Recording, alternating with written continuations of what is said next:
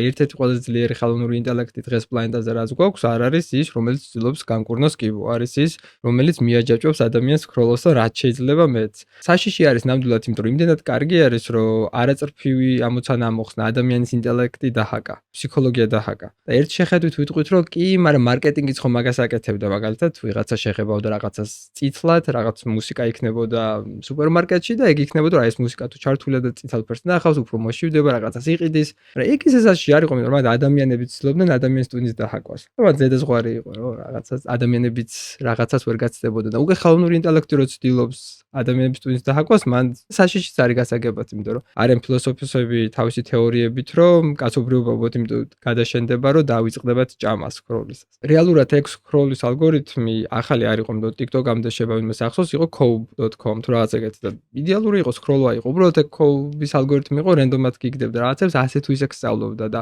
TikTok-ი გაცილებით კარგი გახდა, როცა ერთი პატარა კომპონენტი დაუმატეს და ეს პატარა კომპონენტი ხელოვნური ინტელექტი იყო ზუსტად.